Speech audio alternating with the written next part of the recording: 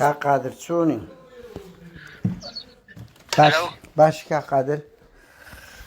باشی جان سلامتی باشی ساعتت کووە سلێمانی چۆنە؟ بژی جان سلامت بیست باسی دەکەم کا قادر وەختەیەک دوو پرسیارمان هەیە پێمان خۆشە بۆ وایە کاکی لە تعزیەم ئەی باشە کو تەلەفۆن کرد لە تازیەی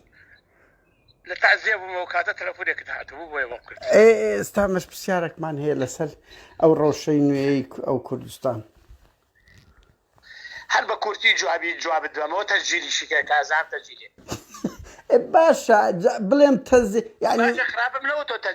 تەجیلی کە بابە تەجیلی کە بەڵێ کا قادر لەسەر ئەو ڕەوشە قسەت بۆەکەم فقط باش بەس ئەدی دوێنێ ساڵیادی تیرۆ کوشتنی زانا بوو قام زانایی ئەوە بوو لەسەرەوە قسەت بۆەکەمەوە توانی لە مەحکەمەوەوان پرسیارکەی بەس ئەخر هەموو تیرەکان ڕوو لە تووە جوابت نادەمەوە لە زەردکە خوا حافیزت زۆر خۆتە ئەمە ژوا بڵاو دەکەینەوە تۆ گوێ لە پرسیاری یەکەم ناگرێت پرسیاری بەخوا پرسیاری یەکەم پێ ناوێ ڕۆژنامە نووسبی سەحافیبی هەر شتێک بی کە تۆ پرسیاری یەکەمە کردووە لەسەر ڕەوشی کوردستان دەگوێ بگرە بۆیە جوابت نادەمەوە بە زوانێکی کا قادر بڕواوکەم پرسیاری یەکەم پێ ناوێت لەبەر ئەوەی پرسیاری دووەم اختصاصترە و مۆزوعی ئەمنی لای من گرنگترە ئەگەر مەوزوعی ئەمنی بەساقە بە مەوزوعی ئەمنی من یەکێکم لەوانەی کە خۆم پێ ئاخری دەرچووی یاسام لەگەڵ سەروەری یاسام لەگەڵ چەسپاندنی دەسەڵاتی دادوەریان لەگەڵ سەربەخۆی دەسەڵاتی دادوەری و دادوەریان لەبەرەوە هەر کەیسێک کە پەیوەندی بە تیرۆرەوە هەبێت پەیوەندی بە کوشتنەوە هەبێت تەنها ڕێگەیەک بۆ یەک لاکردنەوەی ئەو جۆرە کوشتن بێت تیرۆر بێت کێشەی تر بێت واتە هەرچێک پەیوەندی بە کوشتن و دزی و ڕاو و ڕووتەوە بێ بە پێی اختصاسەکانی دەزاکانی دامەزراوەکانی حکوومەت هێرم چ پۆلیس بێت چ ئاسایش بێ چ دژە تیرۆر بێ ئەتوانرێت لە ڕێگەی دادگاوە یەکلا بکرێتەوە لەبەرەوە ئێمە من بەش بە حاڵی خۆم یەکەم کەس بووم لە کوردستان و ئێستاش پێ دەڵێم من بێمنەتی خۆم لە هەموو شتێک ڕاگەیاندووە لەسەر تەلەڤیزیۆن سێجان هەر کەسێک هەر حیزبێک هەر ڕێکخراوێکی سیاسی هەر بنەماڵەیەک یەک کێشەی هەیە لەگەڵ من ئەتوانێت لە دادگا دەسەڵات دادگا سکاڵا تۆمارکە هیچ لاریەکەم نییە لەبەرەوە من یەکێکم لەوانەی لە هەموو ئەو بوارانە هەمیشە لەگەڵەوە هەموم کە پشتیوانی لە یاسا و سەروەری یاسا و مافەکانی مرۆڤ و چەسپاند باوەڕم بە مافەکانی مرۆڤ و چەسپاندنی ئازادی و دیموکراسیەیە و لەگەڵەوە دام کە بواری ڕۆژنامەگەری بواری ئازادی بواری بیرۆڕا هەمیشە فراوان بێت ئێستاش لەگەڵەوەم کە بۆ چارەسەرکردنی سەرجەمی کێشەکانمان لە کوردستانە ڕێی یاسا بژیرێتە بەر بۆ هەندێک کێشەکانی تری شەوێ شەفاف بین لەگەڵ میلەتی خۆمان لەگەڵ کۆمەڵگەی خۆمان لەگەڵ بیرروباوەڕی خۆمان بۆی کە بتوانین کێشە و جێروگرفتەکانی ناو کۆمەڵگەکەمان چارەسەر بکەین لەگەڵ ڕێزم بۆ چالاویش بەس کا قادر ئەس پێ ناکەی ئەو نوع جملانە ئەوە دەیان ساڵە هەمووی بانگەشەی حاجاکەی هەموو جملەیەکی تر لە ئەوروپاژی هەموو ئەو جملانە هەموو ئەو قسانە هەموو ئەو قسانەیە کە تۆش دووبارەیەکەیتەوە منیش دووبارەیەکەمەوە فلانیش دووبارەیەکاتەوە ئەوە بۆ جا من نمونەیەکت بۆ باسکەم بەڵام ئەوە ڕۆژی شان باسی خەبات و تێکۆشانەکرا ئەجنەبیەوەی زۆر تەبیعیە باسی خەبات و تێکۆشان بکەی نبینی کۆمپا شەریکەی بیپسیکۆلا خۆر بیپسیکۆلایە هەموو ساڵێک و هەموو مایەک و ئیدعای بۆ خۆیەکات و بیپسیکۆلاوە ئەوە لەبەرەوە کاتی لێوە کۆمەڵە خەڵکێکن ئەبێت دائیمەن تۆ من فڵان لەسەر ئەوانەی کە چەمچی هاوڵاتی بوون و چەمچی دەسەڵاتی دادوەری و ئەوانە ئێستاش لە وڵاتانی دنیا و پێشکەوتنەکانی دنیا باس لە ئازادی و فراوانکردنی دیموکراسیەت و مافەکانی مرۆڤەکرێت ئێستا بۆ باسی مافی مرۆڤەکرێت بە قسەکەی جەنابێت ناخۆم تەهین لێرە شتەکان تاوانەوە بەس کا قادر قەزم لەوەیە وەکو بانگەشا هەمووتان دەیکەن بە زۆر کردار یعنی کەس نییە دژی ئەو جملانەی تۆ بێت من ئەوە آخر بەس بەڵێ کەس بانگەشەی بۆ کا بە جێبەجێ ناکا بەڵام من لە ژیانی خۆمات جێبەجێم کردووە باوەڕم بە ڕەخنەوە ڕەخمە لە خۆگرترا باوەڕم بە چەسپاندنی پرانسیپەکانی ئازادی و دیموکراسی ئەوانە هەیە ناگەر باوەڕم پێ نەبێت گوێ لە تۆ ناکەم باوەڕم پێێتی بۆیە خۆشم تەلەفۆنم بۆ کردیتەوە نانام دەستخۆشی لێکەم ئەو دەنگەشتە زیرە کە داخرا دوای کردەوە بە خۆت ئەو شتە چی پۆزەتیڤە پرسیارێکی تەواو یەکەم وەرنەگرتووە لەسەر ڕەوشی کوردستانە چی بۆ شتێکیدا لەبەرەوە کاکە بەس کا قادر تخوا با بچینە ناو مۆزوعی ئەزانین جیا ئێستا پێم وتی هەر کەسێک هەر شتێک هەر بابەتێک پەیوەندی بەوانەوە هەیە ئەتوانرێت لە ڕێگەی دادگاوە یەکلا بکرێتەوە لەگەڵ ڕێز بۆ جەنابەت بەس کا قادر تخوا کا قادر تۆ باوەڕ بەس یەک قەوز نابی ئەمە کۆمنتارێک بدەین لە کوردستان هیچ کەیسێک لە دادگا لە قازانجی خەڵک ئەوانەی تیرۆر کران ئەتوانی ئەو هەموو تیرۆرە سیاسیە بەگشتی با نەچینە سەر زانای قایم قام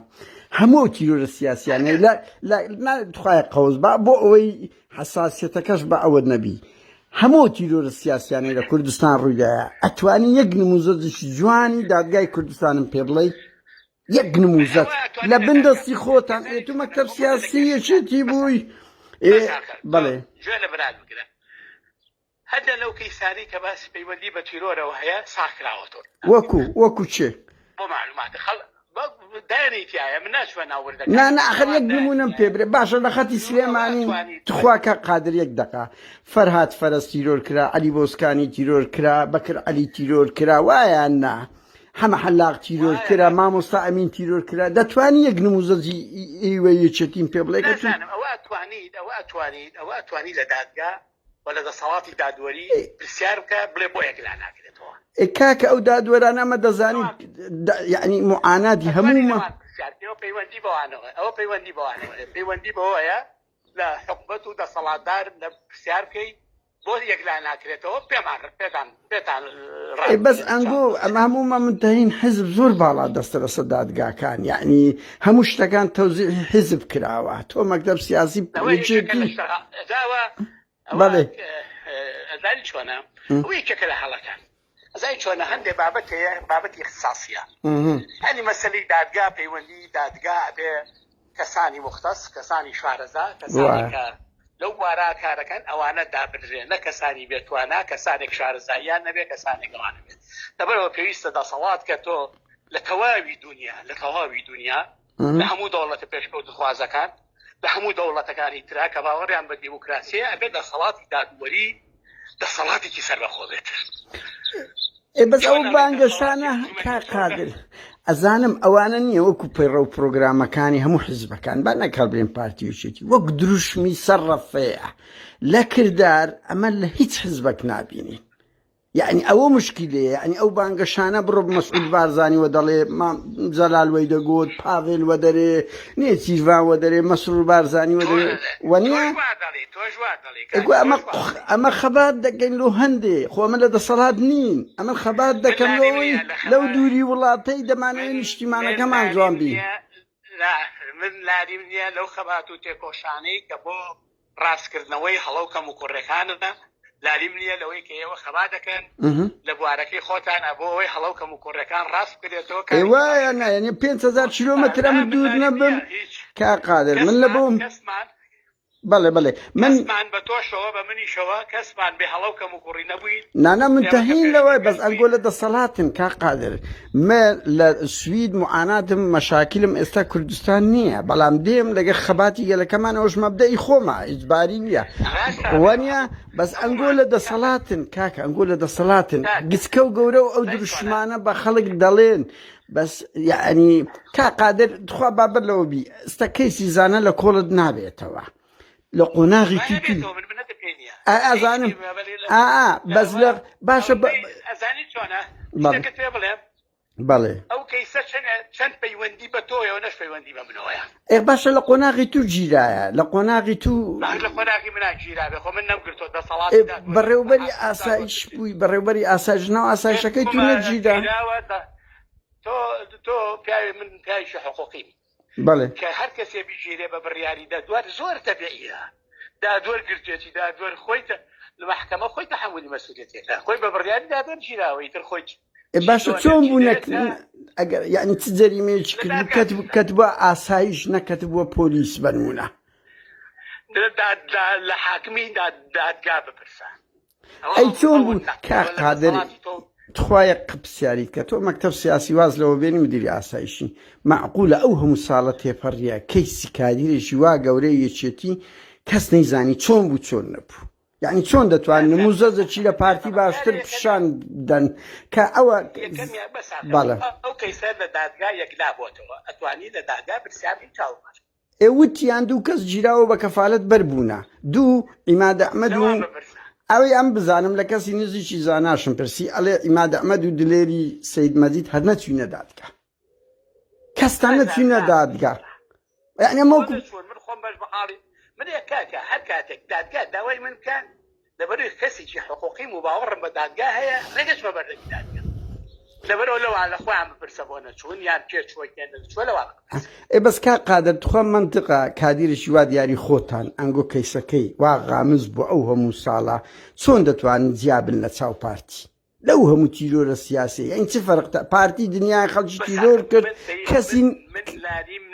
لاریم نییە کە هەموو کەیسێک پێویستە لە دادگا شوێنی یەکلاکردنەوەی کەیسەکە ئەگەر سەربەخۆبی بەس کا قادرەوە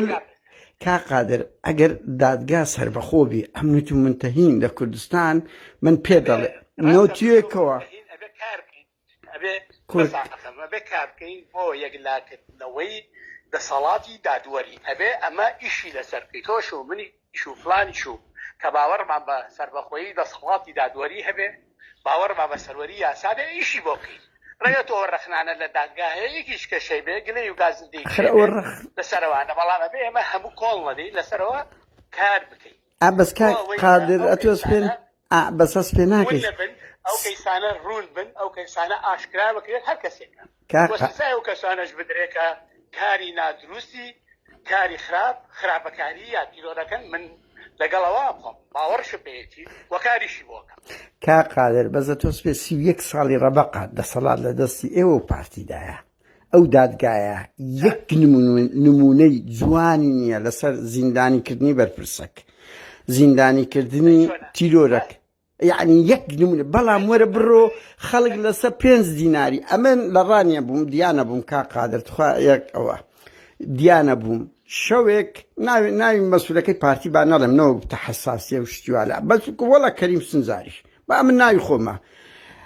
بە لۆری چەندین لۆریان ئاودی کرد مناڵەکی فەقیر لەسەر جادە 5 دیناری بردبوو سەریان سفر کرد دێشیاندا مناڵێک کەچی هەر شەوەکەی بەخۆی یەک دنیا ئەرزاقی برد ئەو نموزەجێ تا ئێستا بەردەوامە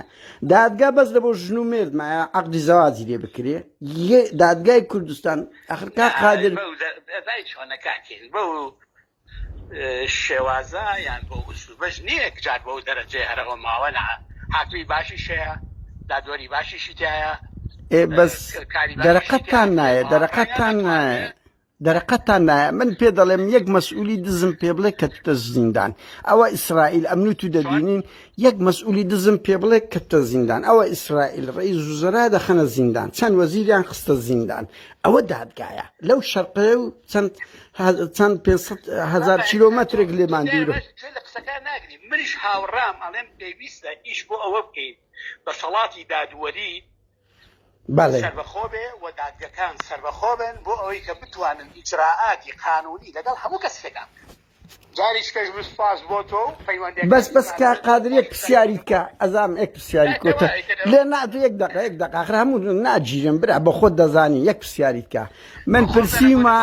لە دوایە ئەزام دەست خۆش کارێکی باشە منیش نەقڵ دەکەم دەڵێم کا قادر بەخۆی هەر پێشترش خۆم تەلەفۆنم بۆ کرد ئەزانم نانە بە منیش یاوتێک کە قادر تەلەفۆن بۆ خەڵک دەکاتەوە فعلەن من بە دوو تەلەفۆنم بۆت کرد ئەزانم کا قادر لە 2009 یعنی ئەو هەواڵەی بەدەست ئێمە گەیشتە وەختی کە گۆڕان دروست بە کۆمەڵێک زۆر لە خەڵکی ئاسایش دەنجیان بە گۆڕاندایە جەنابەت زۆربەت نەقڵ کردینە یعنی ئایا ئەوە لەگەڵ دروشمانەدا گونجێک کە ئێستا تو بانگەشەی بۆ دەکەی تۆ ئاگات لەوە ئاگات باش لێتی نە هیچ بەعکسەوە من خۆم لەگەڵ کەست نەقڵ نەکردێ لە ئاسایش لەسەر ڕای جیا کارگوێشە پێێنێ بە ئێستاشەوە ئەو ساش بەس زۆر خەڵک نەقڵ کردووە یعنی من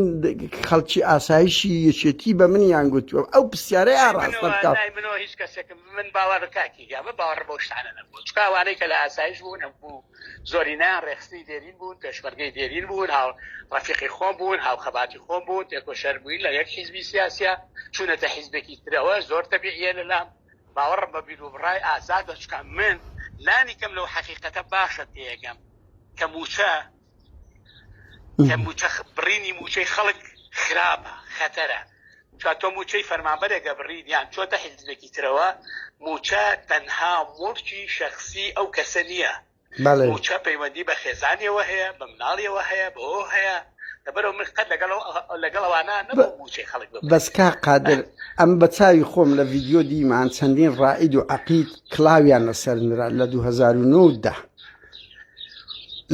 ڕائید و عەقید گۆڕان بڵاوی کردەوە کە دەنجیاندا بوو بە گۆڕان و لە ئاسایش و لە هەموو شوێن 2000 کەستان لە ناو هێزەکان ئێستاش تایەتی لە ناو هێزەکانی پۆلیس و ئاسایش و پێشمەرگا دەنگ بەلایانی کەدا ئەجزان و کەسی جراتیان لەگەڵاتە بەس 2009 2000 کەستان زیاتر نان بڕا کرد یعنی ناخەریش لای منەوە نەبووە لە ئاسایش کەس نەقڵ نەکردووە لەسەر ڕای جیا لای منەوە یەک کەسم نەقڵ نەکردووە باشەکە قادر من قسەی کەم یارە دوو پرسیارە بوو سپاسشت دەکەم دەی سەرچاو کا قادر باشە سەرچاو کا قادر زۆر سپاست دەکەم چای من سەر